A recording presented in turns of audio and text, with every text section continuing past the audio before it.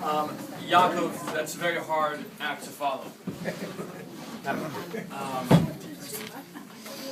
First time I've ever been broadcast transcontinental. Trying to think of something to say about Uncle Bernie was very difficult because there's just so much to say. It's trying to find the right thing and just minimize it. So I finished this morning's yesterday's daf. There's a very interesting Gemara. The Gemara relates that Rav Yitzchak said to Rav Nachman, "How come you didn't come to shul?" It's strange Gemara a bit. He says, "How come you didn't come to shul?"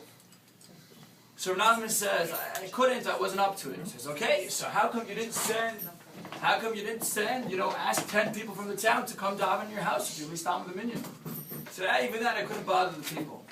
He says, "Okay, but did you at least send a shliach to let you know when they're davening at shul, you should at least daven with the minyan?" And he says, what are you giving me this hassle about? What's the big deal? So I'll daven at home, I'll daven whenever. So he says, Rav Shimon Bar Yochai says,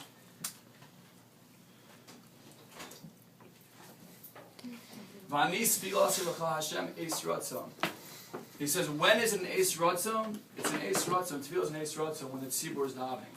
And that's why I'm giving you a hassle. So obviously, I was thinking, growing up, we used to love going to Vineland and spending time with Uncle Bernie and and Zeffie, but there was one thing that we did not look forward to so much. At least one anyway. Getting up at 6 o'clock in the morning to be the first ones to get to Minyan. It was, living over here, you walk 3 minutes, there's a minute and a half, you already got to 2 different shuls. You got to Vineland where it was a mile walk each way, and as you know, it was always in the sun and uphill, except for Mincha, it was always raining. And somehow, I don't know what it was, maybe we really didn't get the right Yekish, but we always had a hard time getting there before Uncle Bernie. So that was the first thing, and obviously this is something that was so important to Uncle Bernie, and obviously, the Avelim, Yaakov already mentioned that, davening with the minyan over the next 11 months, it's going to be a new project and a new level. But as far as all of us being inspired by Uncle Bernie, we live, I think I speak for just about everybody in the room, we all live in areas where it's a lot easier to catch a minyan than Vineland, New Jersey. I don't think any of us ever have to schlep to Cherry Hill to find a minyan for Shabbos. So it's something that I think we can all work on and take a lesson from. The other thing is, I just saw we say, Yaakov said so nicely, the 10 children of Rav Papa. Right? There are many Amaron. Why do we mention at every single scene? Why do we mention the children of Papa? It's something very interesting. Every kid can tell you, Papa, Papa, not Papa. Why do we mention them? What are they doing at every scene?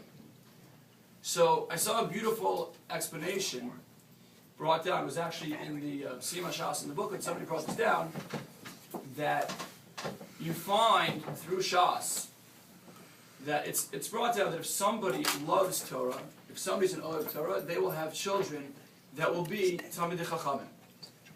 And there are 10 different places in Shas where you find that there's a machlokas between 2 different people, and Rav Papa comes along, and Rav Papa explains it in a way that that gets rid of the machlokas and makes shalom between both sides. And he explains the machlokas in a way that in the end of the day there's no machlokas.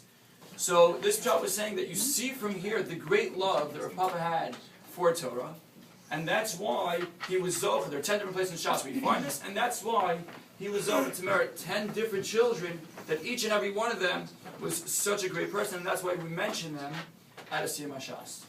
I was thinking about the many different Shabbosim between Mincha and Ma'ariv, and the excitement and the respect that Uncle Bernie had, whether it was Ruben Jacobson speaking, whether it was Alan or Izzy, or even the occasional Katz that would speak, and the appreciation that he had for Limud Torah. And I think that was also that love of Torah, that, the famous story with the trailers, that prompted him to this yeshiva that needs something. We need to help them out however we can. And I think that this is also something we should all take to heart, and as Yaakov said, redouble our efforts to take someone on, the Ilun Shmasai, as we head into the 11 months, and we should have a lifting of place in Gan Eden. Sure.